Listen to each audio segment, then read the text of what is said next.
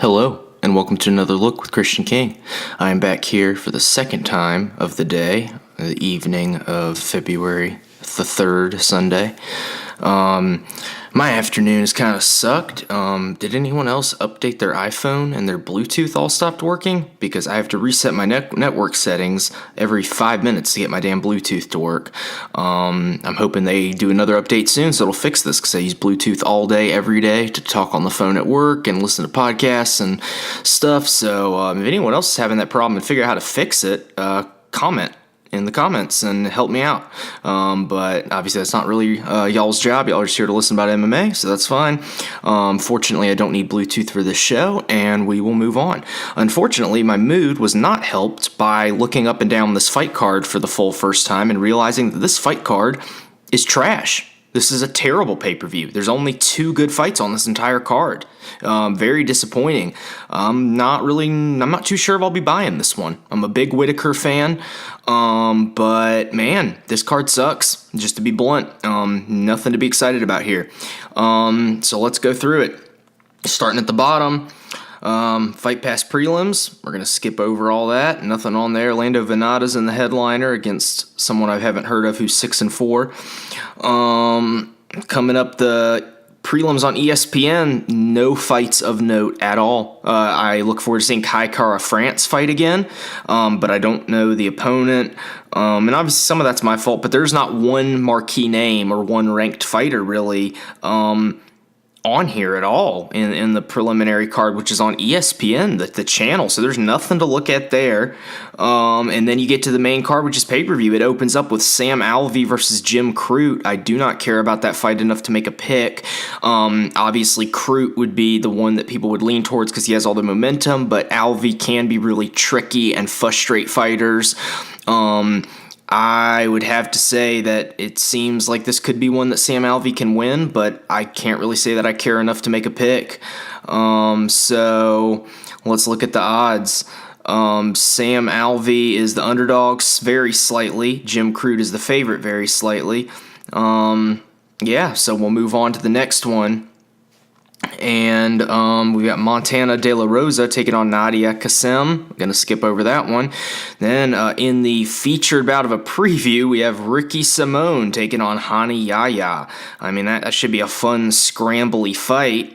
I'd maybe pick Simone since he's the wrestler. He's going to go more for position. Hani Yahya gets a little crazy sometimes. But yeah, once again, nothing to really be excited about there. So then we get to our first main card. We get to our first big fight, our co-main event.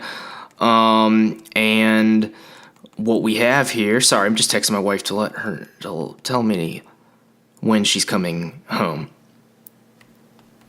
All right, just so I don't mess that up. Okay, so, don't want to have to pause. We won't be here very long. So Israel Adesanya taking on Anderson Silva.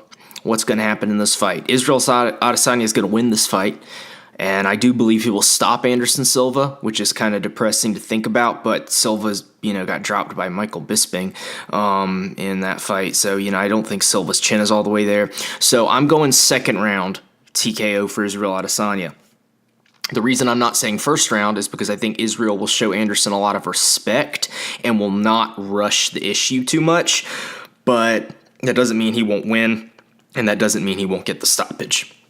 So I'm taking Adesanya to stop Anderson Silva in the second round with strikes, and I think it'll be pretty sad. And yeah, that's about all there is to say about that. The odds is Anderson Silva is a huge underdog, as high as plus 504, and Israel Adesanya is a huge favorite, anywhere from minus 624 to minus 806, which is insane.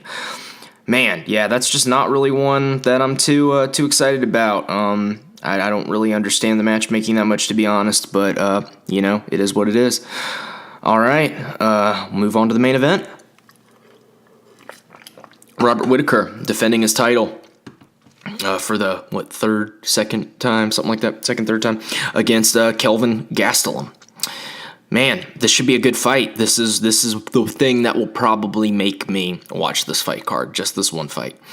I love watching Whitaker fight. I love watching Gastelum fight. Whitaker is at the weight class that he truly belongs at.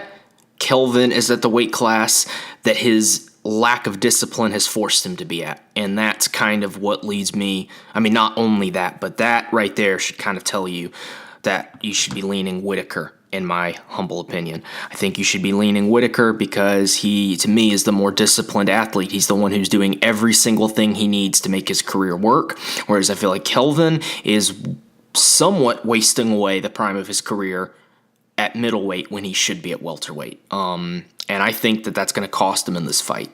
I think that Whitaker will be the more powerful fighter. Gastelum does pack a punch, but Whitaker took Yoel Romero's best shots. And at middleweight, he just seems to be insanely durable. If Romero can't get clean takedowns on Whitaker, there's no way that Gastelum will. So I don't see wrestling being a big factor in this fight. I think this fight's going to be a kickboxing match for the entire 5 rounds. That's what I'm predicting. And I think that it's very hard to imagine either fighter getting finished. To be honest, it's especially hard to imagine Kelvin Gastelum getting finished. He is insanely tough. So that would make me lean towards a Whitaker decision. I don't think that Gastelum has enough output and variety to outstrike and take a decision from a reigning champion in his home country. I think that we're going to be looking at a 5-round unanimous decision for Robert the Reaper Whitaker, or as the fans have bestowed him, Bobby Knuckles. I don't think that Kelvin is going to be able to take that belt from him on his home soil unless he gets a finish. And I don't see Whitaker getting finished at 185, and not by Gastelum. If Yoel couldn't put him away in that 3rd round of their last fight, what on earth makes you think Gastelum will be able to put him away? So that has me leaning towards Whitaker, and I'm going to take Whitaker to win a 5-round unanimous decision. I don't see it being split. I don't see it being controversial, but I also don't see him getting the finish. All right, so let's look at the odds for that. And then that's all we have, since I already recapped the other fights earlier. So we have Robert Whitaker is a favorite. Minus 239 is the best odds you could get him at to place a bet. And Kelvin Gastelum is the underdog. Plus 211 is the highest odds you could get to bet on him. That'd be the best odds to bet on him at. So plus 211, minus 239. Both those odds are coming off of sportbet.com. So yeah, there we go. That's all I've got for this one. Not a whole lot to talk about. And like I said, unfortunately, in my opinion, I find this to be a weak card for a pay-per-view, but life goes on, and we will watch the fights. I'm sure that the main event at least will be exciting and fascinating, and I think that the co-main event will be very educational for seeing where Israel Adesanya's ceiling really is at. So yeah, I will be back next Sunday, in a week from today, to recap those fights, and unless anything crazy comes up between now and then I might hop on to comment on that if anyone misses weight or anything crazy. But until next time, y'all take care.